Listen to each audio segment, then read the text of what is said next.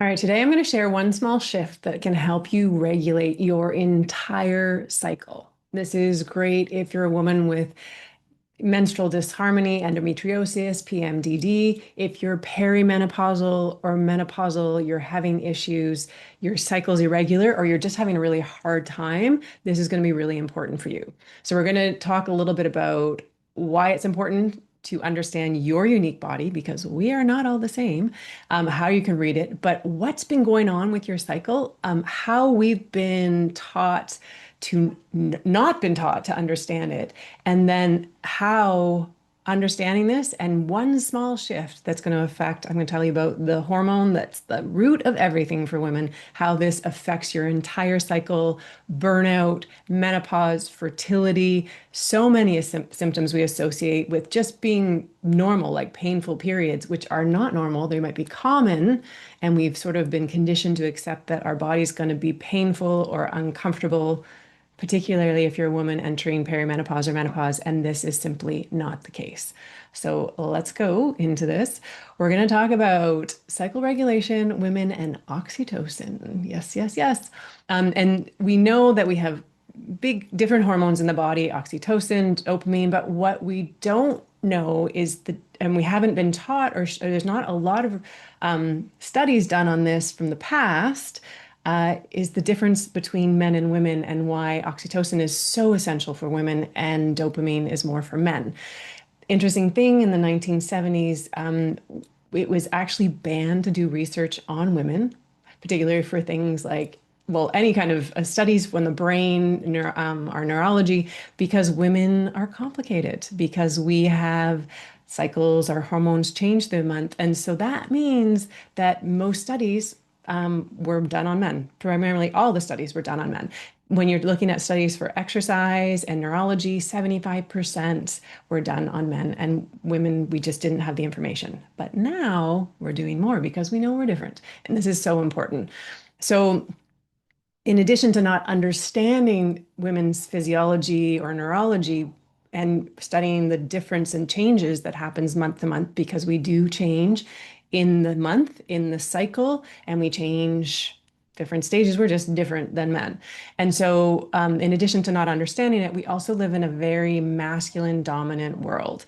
So this is not men, necessarily men versus women, but also just the way that our world's been set up is very masculine cycles. We deal with 24-hour cycles versus looking at a longer infradian rhythm or longer cycles like moon cycles or menstruational cycles.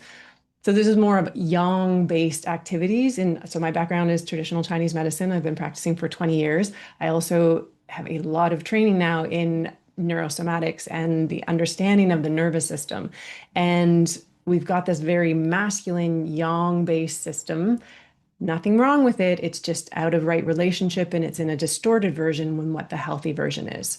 So because of this, women are more depleted, more dysregulated, suffering from anxiety, autoimmune, way higher than men. And this is because we've been operating out of the system that is disconnecting us from our own rhythms, from understanding ourselves and our natural flows. And so men and women are similar in some ways. We all have a natural circadian rhythm. The sun comes up, it goes down, and that will dictate when we feel awake and when we feel asleep. We also have a natural nervous system flow. Like we have a sympathetic, things that are active, and then a parasympathetic where we rest. So we get up in the morning, it's more sympathetic. We rest or eat, it's more parasympathetic. So men have these, women have these. But women also have this infradian rhythm, which is operating at a longer cycle. So this is the 28-day cycle. I know we're not all 28 days, but more of this cycle throughout the month. The moon operates on that. Could also be energy shifts that operate in different waves than just the 24-hour cycle. So as women, we're constantly changing through the month. I'm going to talk about the hormone that's really important. What's really interesting is that our governing hormone is actually oxytocin. This is our regulator for stress, for hormone creation. And And if we don't have enough oxytocin, and I'm going to explain what it does and how we can build it, so stay tuned for that and some great exercises that you can do to build this. But if we don't have enough of that, our body is relying on stress hormones to do things, to process and to act, to basically live. Men, their operating hormone is dopamine. So, dopamine is more of a productivity hormone. So, dopamine is about seeking, about striving, achieving, and it's released when we anticipate or accomplish something, and that's pleasurable. So, it fuels motivation, focus. We get this little hit of excitement. So when you check something off your list, it's like if we get a like on social media, that can be a dopamine hit. There's lots of research on dopamine. So that gives that stimulation. So we've been taught that, getting things checked off our list is the way we should be, and this is good, and this is how we should operate. So this dopamine drives us to go after things. It's very future oriented and it's very reward based. So learning a new skill, exercise, particularly high intensity movement, gives this dopamine hit. Listening to more upbeat music, that can all stimulate dopamine. For men, when they get more dopamine in their system, they that is the fuel for testosterone, for their healthy hormones. Dopamine depletes oxytocin, and oxytocin is the hormone that builds for women. This is about Oxytocin is our bonding hormone. It's about safety, it's about trust. It's also called the love hormone, but it's released through connection, through touch, emotional connection, moments of genuine care, eye to eye contact. It regulates the nervous system by calming the stress response. So when we feel that we're in a being state rather than a doing state, this is very yin. So the yin yang balance, everything, they flow together. They need to be in right relationship. But for women, being fuels us versus the doing. How many of you like being? How many of you let yourselves rest? Most women that I work with, that I come into contact with, don't trust their rest. It feels very unsafe. They feel very like nervous. They feel like they're being lazy. They feel like they've got to once they get stuff off their list, then they'll rest. We have not been taught to trust our rest. And so dopamine, if we're living in, you can see how this cycle goes. If we're living in a world that we're promoting dopamine and not doing, we're decreasing our oxytocin. And because we're decreasing our oxytocin, that the building blocks of all our hormones, all our health, the vitality comes from that. As women, we are running basically from overdraft. And what's really interesting is that the first stage, the menstrual phase, it's really important to cultivate and to build oxytocin, because this is a stage of your cycle. You're getting rid of that lining. It's day one of your cycle. And when all the hormones naturally drop, so we have a low hormonal state. And since dopamine is the root and the foundation of building healthy hormones for women, we want to promote it really strongly in this first stage.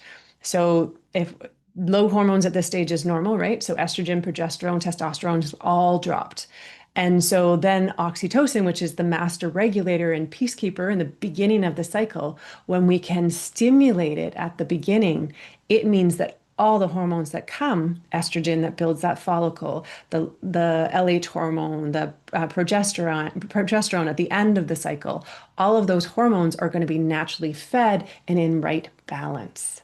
So if we can stop at the beginning of our cycle, rest during menstruation. And I know we have stuff to do, but we can have some control, and we do have some control over our lives. How much, going to bed earlier. I'll give you some other things that you can do to build this. But, just looking at some things to really build that oxytocin is going to set you up for a healthier cycle as you go through the month. And I can tell you from working with clients, the women that have consciously changed how they live during that day 1 to 5 in their cycle have massive differences in their cycle and later on during their period. That can be ovulation pain, irritation, rage, period pain, all decrease when they simply take time and do things differently during their menstruation. Very, very, very simple. So here are some things that build oxytocin. So I said things like touch. Things like the acts of connection, co-regulating with nature can be really helpful. Meditating, chanting, rhythmic breathing, um, singing can be really helpful. Time with animals, really helpful. Two things, supplements that can be really helpful as well. Magnesium and vitamin C are really, really important for healthy oxytocin levels. Um, Hugging, cuddling, safe touch, really, really important and very helpful for building. So when you can build oxytocin anytime, but particularly if you're still menstruating at the beginning of your cycle, this is going to help fuel everything down the line. And so here's a really simple tool. This is actually a nervous system resetting tool that you can do to help build healthy oxytocin every day, anytime during the day. It's working with the trigeminal nerve in your face, which controls a lot in there, but it's also the cranial nerve 3. But this is going to be safe touch, and it's going to give you a bit of face mapping as well. So that proprioception. So our body, our nervous system relaxes when it knows where it is in space. So this is a daily practice, just any kind of pleasure practice that you can build into your daily life. Anything that you can make more enjoyable, connective, pleasurable. Even if you're making a cup of tea, how could you make it more pleasurable? That's going to help you as well. And then when you have a minute, you can do this. So get some kind of fabric. You don't want to use your hand, skin on skin, but some kind of cloth or something that you like the taste of. No, you don't want to take, you want to feel it. So like the feel of. And what you're going to do is you're just going to do like the number 3 on your face. You can close your eyes, cut down that visual stimulation. We take in a lot of information from our eyes. If it doesn't feel good, you can leave them open, of course. And then you're just going to lightly trace from the forehead to your upper cheek and down to your jaw. And you're just going to do this a few times, just light touch, feeling that softness, that pleasurable touch just on your face. You can just see how it feels. You can also always test your nervous system beforehand, seeing what your range of motion is. It's going back and forth. Taking a breath after you've done one side, checking, do you feel a softening? You can check your range of motion different ways.